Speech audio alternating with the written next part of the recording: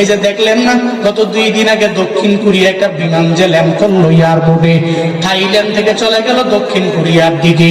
আমি ভিডিওটা আজকেও দেখলাম, ওই বিমানের ভিতরে মোবাইল নিয়ে ভিডিও করে আল্লাহ ইলাহা ইল্লাল্লাহ বারবার জপতে লাগলো, লা ইলাহা ইল্লা আনতা সুবহানাকা ইন্নী কুনতু মিনাজ জালিমিন।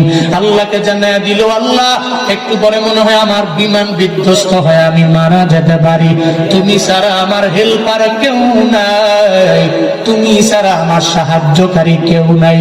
এই যে যুবকগুলো, বৃদ্ধগুলো, মা বোনেরা ওই প্লেনের ভিতরে এই যে চিল্লা চিল্লি করলো, ও তো বাঁচতে পারবে না, এই চিন্তা নিয়ে চোখের পানি ফালায় যদি আমার আল্লাহ আল্লাহ বলে চিল্লাইলো। এরা যদি অহংকার করে, এতটুকু তো জানে না বিমান চলার পথে বিধ্বস্ত হয়ে মারা যাবে। বিমান তো সব সময় উঠলো, ওই এয়ারপোর্ট থেকে আরেক এয়ারপোর্টের মধ্যে বিমান গেল। আল্লাহর এই বান্দারা যদি জানতো আজকে আমার মরণ হয়ে যাবে, তাহলে জীবনে কোনোদিন ওই বিমানের মধ্যে উঠতো না, বিমান দিয়ে যাইতো না। আজকের ফ্লাইটটা ক্যান্সেল করে দাও, আমি আরো 1 সপ্তাহ পরে ফ্লাইটের মাধ্যমে আমার এলাকার মধ্যে যাব। কিন্তু আল্লাহ কয়, তোর মরণ বিমান অ্যাক্সিডেন্টে, তোর মরণ আমি আল্লাহ রেখে দিলাম, তুই চেষ্টা করলেও ওই মরণ থেকে জীবনে কোনোদিন বাঁচতে পারবি না। এই যে 181 জনের মধ্য থেকে 179 জন দুনিয়া থেকে বিদায় নিল, পাইলট সহ দুনিয়া থেকে বিদায় নিয়ে চলে গেল। এই মাটির মানুষেরা এতটুকু যে জায়গায় জানে না যে মরণের গ্যারান্টি নাই, এতটুকু যারা জানে না, এরা জীবনে কোনোদিন অহংকার করতে পারে না, ঠিক কিনা? মাটির মানুষের কোনো গ্যারান্টি নাই। মাটির মানুষ জীবনে কোনোদিন অহংকার করতে পারে না, হিংসা করতে পারে না, নিজের বড়ত্ব নিজে প্রকাশ করতে পারে না। বরং যারা মাটির মানুষ, চলার পথে আমার রবের সাকির বান্দারা হয়ে যাবে, রবের কৃতজ্ঞ বান্দারা হয়ে যাবে। এই যে আমি আলহামদুলিল্লাহ পড়ার পরে একটা জুমলা পড়ালাম, আলহামদুলিল্লাহি হামদান কাসীরা ইয়া রাব্বি লাকাল হামদু কামা ইয়ানবাগি লিজালালি ওয়াজহিকা ওয়া আযীমি সুলতানিক। এই যে জুমলাটা আপনাদের পড়াইলাম, পড়ার পরে কত পরিমাণে ফায়দা হয়েছে জানেন নি রে বাবা? তাফসীর ইবনে কাসীরে আল্লামা ইবনে কাসীর রাহমাতুল্লাহি আলাইহি জানায়া দেয়, আল্লাহর এক বান্দা আবেদ, অনেক বড় আলেম, এমন না বরং আবেদ, ইবাদতের লাইনে অনেক অগ্রগামী। যে বান্দা আবেদ হয়ে যায়, জীবনেও দেখবেন ওই বান্দা তাহাজ্জুদের নামাজটা কাজা করে না। মনে রাখবেন, আমার রবের ঘনিষ্ঠ বান্দা হওয়ার জন্য তাহাজ্জুদের নামাজে কোনো বিকল্প নাই। আল্লাহর ঘনিষ্ঠ, আল্লাহর ক্লোজ হওয়ার জন্য তাহাজ্জুদের নামাজের কোনো বিকল্প। পৃথিবীতে এমন কোন ওলি আমাকে দেখাতে পারবেন যেই ওলি তাহাজ্জুদের নামাজ ছাড়া রবের কাছে গেছে? নাই। কারণ তাহাজ্জুদ এত ইম্পর্টেন্ট একটা নামাজ, এটা গুরুত্বপূর্ণ। দুনিয়ার মানুষের দরজা যখন বন্ধ হয়ে যায়, আমার মাওলার দরওয়াজা বান্দার জন্য ওপেন হয়ে যায়। ওই সময় বান্দা যখন মুসল্লায় দাঁড়ায়, শুধু থাকে আল্লাহ আর বান্দা। বান্দা যখন ডাকে, সঙ্গে সঙ্গে আমার মাওলার সাড়া দিয়া দেয়। তাফসীর ইবনে কাসীরের মধ্যে আল্লামা ইবনে কাসীর রাহমাতুল্লাহি আলাইহি জানায়া দেয়, আল্লাহর এই বান্দা আবেদ গভীর রাতের মধ্যে হঠাৎ করে মুসল্লা বিছাইয়া মুসল্লার মধ্যে বসে গেল। আল্লাহকে বলতে লাগলো, আল্লাহ গো, ফজরের নামাজের পর থেকে আমি ঘুম থেকে জাগার পরে, নামাজ যখন আমি আদায় করলাম, আমি নামাজ আদায় করার পরে এই ঘুমাতে যাওয়ার আগ পর্যন্ত তোমার কত নিয়ামত আমি খাইলাম। এমন কোন নিয়ামত নাই যেই নিয়ামত গুলো তুমি আমারে দিলা না। সব নিয়ামত গুলো তুমি আমারে দেওয়ার কারণে আমি খাইতে পারলাম। আল্লাহ গো, তুমি ছাড়া আমার নিয়ামত দেনেওয়ালা কেউ নাই। একটা পাখিরে তুমি খাওয়াইলা, একটা মাছেরে তুমি খাওয়াইলা, আমি বান্দাটারেও তুমি কত মায়া করে খাওয়াইলা। এই সিরাজগঞ্জের মুসলমানেরা, এই শেরপুর মধ্যভাগের মুসলমানেরা, একটু আওয়াজ দাও না। ফজরের পর থেকে ঘুমোতে যাওয়ার আগ পর্যন্ত কেউ তো তোমারে খাওয়াইতে পারে না, কিন্তু একজন তোমারে খাওয়ায়, চিন্না বলো তার না। কে খাওয়ায়? কে নিয়ামত দেয়? এই জন্য মাঝে মাঝে দেখবেন হঠাৎ করে এক জায়গায় গেলেন, একজনে কয় বসো, এই আরে খাবার দাও, আপনি অবাক হয়ে যাবেন, এই আমি তো কল্পনাও করতে পারি নাই যে এই জায়গায় আমার রিজিক লেখা আছে। তখন বলে যে আলহামদুলিল্লাহ ভাই, আমি কল্পনাও করতে পারি নাই আমি যে এই জায়গায় তোমার সাথে বসে খাবো, কিন্তু খাওয়াইছে কে? আপনি মারা যাবেন দুপুরে, সাপোজ জোহরের পরে আপনি মারা যাবেন, ফজরের পরে যদি এক গ্লাস পানি আপনার নসিবে থাকে, আপনার দরবারে পৌঁছবে, খাওয়াবে কে? আরো জোরে বলতে হবে কে? কারণ এই রিজিকের দায়িত্ব ভারটা আল্লাহ পৃথিবীর কোন নেতার হাতে দেয় না, রিজিকের দায়িত্বভার আল্লাহ নিজেই রেখে দিয়েছেন। বলেন না সুবহানাল্লাহ। বয়ান নবী সাহাবায়ে কেরাম নিয়ে যখন নবী বয়ান করে, এই সাহাবায়ে কেরাম তোমরা রিজিক নিয়ে চিন্তা করো না, টেনশন করো না, একটা পাখির দিকে তাকাও, দেখুন একটা পাখি সকাল বেলা যখন ঘর থেকে বের হয়ে গেল, পাখির ছানাগুলোকে ওই জায়গার মধ্যে রেখে পাখি দৌড়ায় যায়। মধ্যভাগের মুসলমানেরা কয়েকদিন দুপুর বেলা পাখিরে ডাইকান দাওয়াত দিয়া খাওয়াইছেন, কয়েকদিন একদিনও খাওয়াইলেন না, পাখিরে দিলে কে খাওয়ায়? সকালবেলা বের হয়ে গেল, রাতের বেলা নিজের পেটও ভর্তি কইরা আবার সন্তানগুলোর জন্য খাবার নিয়ে, বাচ্চাগুলোর জন্য খাবার নিয়ে যায়, আবার যখন নিজের ছানাগুলোর জন্য নিয়ে যায়, আমার মায়ার নবী জানায় দেয়, এই সাহাবায়ে কেরামেরা চিন্তা করিও না যে আল্লাহ পাখির খাবারের ব্যবস্থা আমার যে মাওলা করতে পারে, তোমার মতো বান্দার রিজিকের ব্যবস্থা কি আমার আল্লাহ করতে পারে না?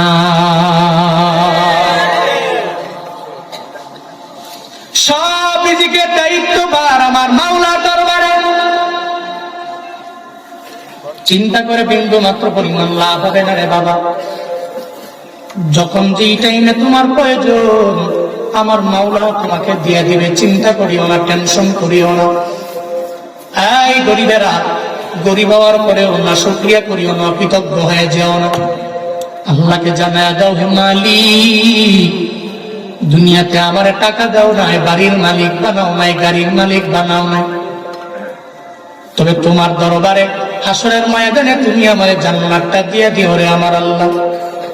মনে রাখবারে গরিবেরা, হাসরের ময়দানে দুনিয়ার গরিবদের মাঝে দুইটা দল হয়ে যাবে। যেই ধনী নামাজ পড়লো, গরিব নামাজ পড়লো, দুইটা দল হবে। এই দুইটা দলেরই আল্লাহ মায়া কইরা জান্নাতের মধ্যে ঢুকায়া দিবে। একদল ধনী আল্লাহওয়ালা, আর এক দল হবে গরিব আল্লাহওয়ালা। হাসরের ময়দানে যখন এই দুইটা দল দাঁড়ায়া যাবে, আল্লাহ পাক ডেকে বলবে, এই রিকশাওয়ালা, দুনিয়াতে রিকশা চালায়া খাইলা, আমি আল্লাহ তোরে ধন দৌলত দেই নাই। ও গরিব রে, কিন্তু দুনিয়ার মধ্যে তুই নামাজ বাদ দাও নাই, তুই ফজরেও গেলা, তুই জোহরেও গেলা, তুই আসরেও গেলা, তুই মাগরিবেও গেলা, এশায় গেলা, আমি আল্লাহরে ভুলো নাই। আজকে হাসরের ময়দানে তুই চলে আসলা ওই দুনিয়া আল্লাহওয়ালার আগে, টানা 500 বছর আগে জান্নাতে ঢুকে যা। কয়শো বছর? 500 বছর আগে রবে জান্নাতে ঢুকে যাও। ও মধ্যভাগের গরিব, চিন্তা নাই, আল্লাহ গরিব বানাইছে হাসরের ময়দানে। ধনীর 500 বছর আগে রবে জান্নাতের মধ্যে যাওয়া যাবে রে বাবা। চিন্তা করিও না, টেনশন করার প্রয়োজন নেই। বলতেছিলাম ইবনে কাসির বলে না, একটা মুসল্লায় দাঁড়ায় গেল, আল্লাহকে বলতে লাগলো, আল্লাহ গো ফজরের নামাজের পর থেকে আমার ঘুমোতে যাওয়ার আগ পর্যন্ত কতগুলো নিয়ামত তুমি আমারে দিলা, এই নিয়ামত গুলা শুকর আমি কোন বাক্য দিয়ে আদায় করবো আমার জানা নেই, কোন জুমলা পড়লে পরিপূর্ণ আদায় হবে বিন্দু মাত্র পরিমাণ আমার জানা নাই। যখন এই ব্যাপারে আল্লাহকে বারবার বলতে লাগলো, আল্লাহর পছন্দ হয়ে যায়। আল্লাহ সঙ্গে সঙ্গে ওই আবেদের অন্তরের মধ্যে ইলহাম জারি করার মাধ্যমে একটা জুমলা বান্দাটারে শিখায়া দেয়। সে পড়তে লাগলো, ইয়া রাব্বি লাকাল হামদু কামা ইয়ানবাগি লিজালালি ওয়াজহিকা ওয়া আযীমি সুলতানিকা। আল্লাহ গো, তোমার সালতানাত যত পরিমাণে বড়, আমি তোমার তত পরিমাণে প্রশংসা আদায় করে নিলাম। ও দয়ার মালিক রব, তোমার রাজত্ব যেই পরিমাণে বড়, আমি ওই পরিমাণে তোমার প্রশংসা আদায় করে নিলাম রে আল্লাহ। যখন এইভাবে বান্দাটা পড়ে উঠলো, ডান কাঁধে আর বাম কাঁধে দুইজন ফেরেশতা আছে না নাই? আসেনি? নাকি সবার কাঁধে আছে, উবাইদুল কাদেরের হাতের কাঁধে নাই? হ্যাঁ আসেনি? এরা তো মনে করতো আমরা কাঁধে মনে নাই, কারণ আমরা যে পুলিশ ঘুরে, সেনাবাহিনী ঘুরে, হ্যাঁ গুলি দিয়ে খা ডান কাঁধের ফেরেশতা বাম কাঁধে ফেরেশতা ভয় পেয়ে গেছে। হ্যাঁ আছে না নাই? ডান কাঁধের ফেরেশতা বড় অবাক হয়ে যাবে, আবেগ যে এতদিন পর্যন্ত আলহামদুলিল্লাহ পড়ল, কিন্তু ইয়া রাব্বি লাকাল হামদু কামা ইয়ানবাগি লিজালালি ওয়াজহিকা ওয়া আযীমি সুলতানিকা, এই জুমলাটা পড়ে না। এতদিন আলহামদুলিল্লাহ পড়লো, কিন্তু এখন থেকে কেন যেন বাড়ায়া বাড়ায়া আবেগটা পড়ে। ডান কাঁধের ফেরেশতাকে আমার আল্লাহর পক্ষ থেকে বলা আছে, ডান কাঁধের ফেরেশতা তোমারে জানায়া দিলাম, সুবহানাল্লাহ যদি পড়ে 10টা নেকি বান্দার আমলনামায় দিয়া দিব। কেউ যদি আলহামদুলিল্লাহ পড়ে 10টা নেকি বান্দার আমলনামায় দিয়া দিবা। কেউ যদি আল্লাহু আকবার পড়ে নাই, তাহলে 10টা নেকি বান্দার আমলনামায় দিবা। কিন্তু ইয়া রাব্বি লাকাল হামদু কামা ইয়ানবাগি লিজালালি ওয়াজহিকা ওয়া আযীমি সুলতানিকা, এই জুমলাটা পড়ার পরে কত নেকি দেওয়া লাগবে আল্লাহ বলেন নাই, আল্লাহ জানান নাই। ডান কাঁধের ফেরেশতা জানায়া দেয়, ও দয়ার মালিক, আপনার বান্দা যেই জুমলাটা পড়ল কয়টা নেকি বান্দার আমলনামায় দেওয়া লাগবে? আল্লাহ কয়, ও ফেরেশতা, আমার বান্দার আমলনামায় 10টা 20টা নেকি দেওয়ার প্রয়োজন নাই। আমার বান্দার আমলনামায় লক্ষ নেকি দেওয়ার প্রয়োজন নাই। আমার বান্দার আমলনামায় কোটি নেকি দেওয়ার প্রয়োজন নাই। আমার বান্দার আমলনামায় বিলিয়ন নেকি দেওয়ার প্রয়োজন নাই। আমার বান্দার আমলনামায় ট্রিলিয়ন নেকির প্রয়োজন নাই, অক্টিলিয়ন নেকিরও প্রয়োজন নাই। এক কথায় এই বান্দার আমলনামার মধ্যে কোনো নেকি দেওয়া লাগবে না। যেই জুমলাটা বান্দা তার জবান দিয়া বের করে দিল রে, ওই জুমলাটা আমার বান্দার আমলনামায় উঠায়া দাও। কি কয়? এই পুরো জুমলাটাই বান্দার আমলনামায় উঠায়া দাও। ডান কাঁধের ফেরেশতা তো অবাক, আর আল্লাহ পাক এই পুরো জুমলাটাই কেন উঠায় দিতে বলল? কেন কোনো নেকি দেওয়া লাগবে না? আল্লাহকে বলে, আল্লাহ কেন বলছো? আমি নেকি কেন দিব না, জুমলা কেন দিব, কেন এটা লেখা রাখবে? আল্লাহ পাক বলেন, এই ডান কাঁধের ফেরেশতা, হাসরের ময়দানে আমার বান্দার মিজানের দাঁড়িপাল্লায় আমি আমলনামা দিয়া দিব। কোন বান্দার আমলনামা ডান হাতে পাবে, কপালটা কইলা গেল রবের জান্নাতে চলে যাবে। কেউ আমলনামা বাম হাতে পাবে, জান্নাতে যেতে পারবে না। এটা বান্দারে যদি আমি মাফ কইরা জান্নাতের মধ্যে ঢুকাইয়া দেই, তাহলে আমি মাওলার বিন্দু মাত্র পরিমাণ কোন লস নেই। একটা বান্দারে যদি জাহান্নামে ঢুকাইয়া দেই, আমি মাওলার বিন্দু মাত্র পরিমাণ লাভ নাই রে।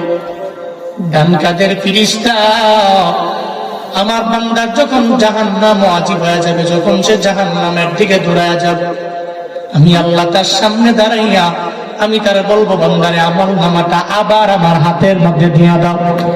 আমি আমলনামা দেখবো একটা উসিলায় বান্দাটাকে মাফ কইরা জান্নাতের মধ্যে ঢুকাইয়া দেওয়া যায় কিনা।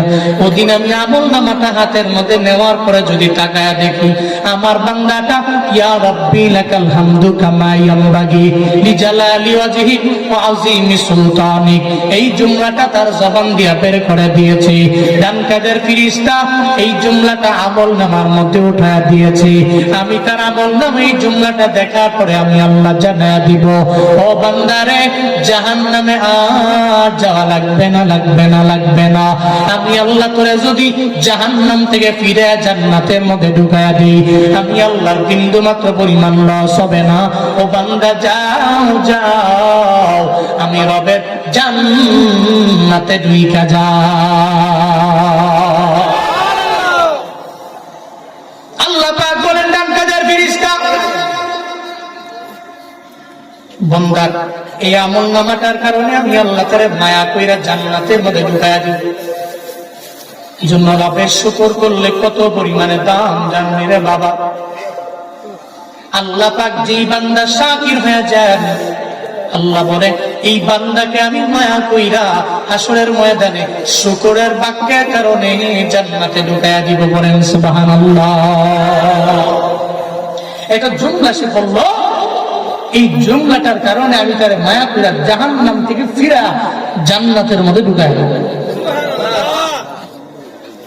এজন্য শুকর কি গরিব হালাতে হবে নাকি ধনী হয়ে গেলেও চলবে? কথা বলো না কেন? আমরা তো গরিব হলে করি, ধনী হলে করি না। যখন একটু কাশ বেড়ে যায়, ঠান্ডা বেড়ে যায়, জ্বর আসে, যখন বড় কোনো রোগে আক্রান্ত হই, তখন আমরা আল্লাহকে স্মরণ করি বেশি। ভালো হয়ে গেলেই আল্লাহকে ভুলে যাই, ঠিক কিনা? অথচ আল্লাহ পাক বলছেন আনিশকুরলি ওয়া লিওয়ালিদাইক ইলাইয়ান মাসীর।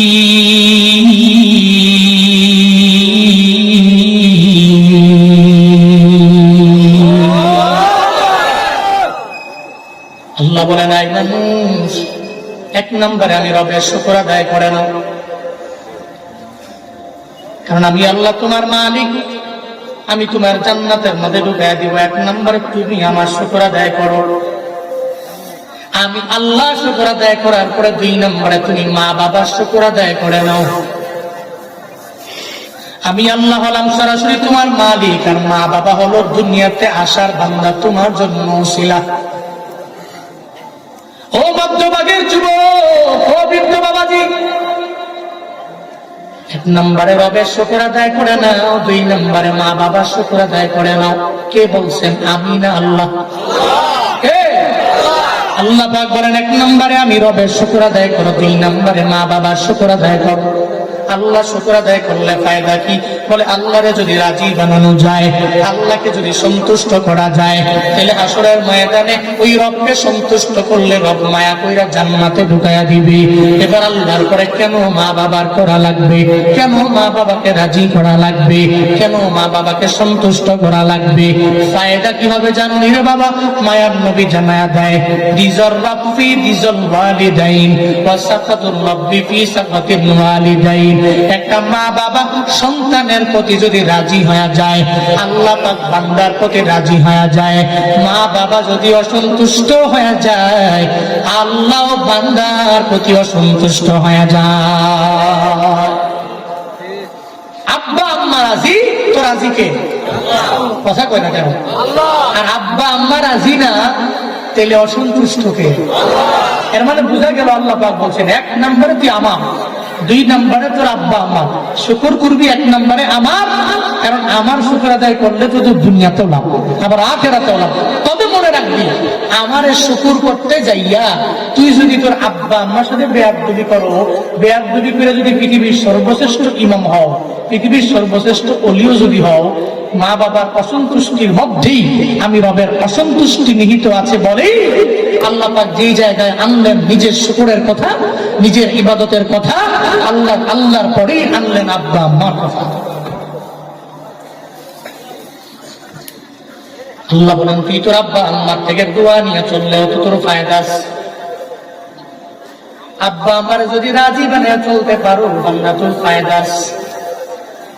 মধ্যভাগের যুবক, মাঝে মাঝে অনেকে বলে জুনায়েদ আল হাবিব শুধু মা বাবার ওয়াজ কেন করে? আমি আব্বা আব্বার ওয়াজ কেন করি জানো? কারণ আমি এদের দোয়া নিয়ে পুরা বাংলাদেশে দৌড়াই রে বাবা। হিলমের ভারে দৌড়াই না, আমলের ভারে দৌড়াই না, হিলমের ভারে দৌড়াই না। এই যে গত মাসের আগের মাসের চাপাইয়ে প্রোগ্রামে গেলাম, এরপরে দিন আমার প্রোগ্রাম মুন্সিগঞ্জ জেলায়। রাজশাহীতে যাওয়ার পরে আমার বন্ধু বান্ধবেরা আমার বলতে লাগলো, আমি জানলাম বুঝলাম, আমি এতটুকুই মনে করলাম যে তুমি চাপাই প্রোগ্রাম করে ঢাকায় যাবা না, তুমি চাপাই থেকে যাবা 2-3 দিন ছুটি কাটায়, এরপরে তুমি তোমার বাড়ির মধ্যে যাবা। আমি বললাম না, কালকে আমার মুন্সিগঞ্জের মধ্যে প্রোগ্রাম ধরা লাগবে। কেমনে পারো বন্ধু, কেমনে পারো? সে আমারে প্রশ্ন ছুড়ে দিল, কেমনে পারো? আমরা মাঝে মাঝে চাপাই থেকে যখন ঢাকায় যাই, এরপরে 2 দিন রেস্ট করা লাগে, এরপরে আবার ঢাকা থেকে আবার চাপাই আসি। এর মানে বোঝা গেল বড় বড় সফর গুলো আমরা করতে পারি না। তোমরা কেমনে পারো? আমি তার স্পষ্ট জবাব দিয়ে দিলাম, আমার কোনো কামালিয়াত নাই, এটা আমার অর্জন না। এটা 1 নাম্বার আমার আল্লাহর দয়া, 2 নাম্বার আমার আব্বা আম্মার দোয়া। ওই মা বাবার দোয়া নিয়ে চলিও, ওই মা বাবার দোয়া নিয়ে নিয়ে গাইও রে যুবক। তুমি যদি তোমার আব্বা আম্মার দোয়া নিয়ে আগায় যাও, আমার মাওলা তোমার বড় দান বানিয়ে দিবে, তোমার সম্মান বেড়ে যাবে, তোমার মর্যাদা বেড়ে যাবে। কিন্তু বুঝো না, যতই বয়ান করে বুঝো না, তুমি কেন যেন একটা ফোনের জন্য যায় মায়ের ধমক দাও। তোমার বাবার কাছে তুমি যাও, একটা বাইক কেনার জন্য বাবারে জোরে একটা ধমক দিয়া দাও। বাবা একটা জায়গায় 2টা কথা যদি বাড়ায়া বলে, তুমি বাবারে 2 দিন হয়ে যায় বাবা বলে ডাকো না। কেন যেন তোমার মা তোমার একটা ধমক দিলে তুমি মায়ের আর মা বলে ডাক দাও না। টানা 3 দিন হয়ে গেছে, 4 দিন হয়ে গেছে, সপ্তাহ গানে হয়ে গেছে, তুমি মারে মা বলে ডাক দাও না। অথচ বুঝো না, ওই মায়ের দোয়া নিয়ে তো তোমার আগায় যাওয়া লাগবে, ওই মায়ের দোয়া নিয়ে তো তোমার অগ্রগামী হওয়া লাগবে। মায়ের দোয়া নিয়ে পৃথিবীতে কত মনীষীরা কত পরিমাণে দামি হয়ে গেল। এই জন্য আমি প্রায় জায়গায় গেলে একটা ঘটনা বলি যুবকদের ইন্সপায়ার করার জন্য। কাবা শরীফের একজন ইমাম আব্দুর রহমান আস-সুদাইসি যার নাম, আমি ওই বিষয়ে অনেকবার তোমাদের বুঝাই। আব্দুর রহমান আস-সুদাইসি কাবা শরীফের বড় ইমাম, কণ্ঠের মধ্যে এত পরিমাণে মায়া, আল্লাহ পাক যার কণ্ঠের মধ্যে এত পরিমাণে দরদ দিয়া দিল। কাবা শরীফে যত ইমাম নামাজ পড়ায় কারো এত মজা লাগে না, কারো তিলাওয়াতের মধ্যে এত মায়া লাগে না। ওই হুজুরের তিলাওয়াত শুনি না মুসল্লিরা চোখের পানি ফালায়া ফালায়া কান্না করে। একদিন সাংবাদিকেরা জিজ্ঞাসা করে, ও কাবার ইমাম, কেমনে এত বড় দামি ইমাম হয়ে গেল, কেমনে হয়ে গেলেন?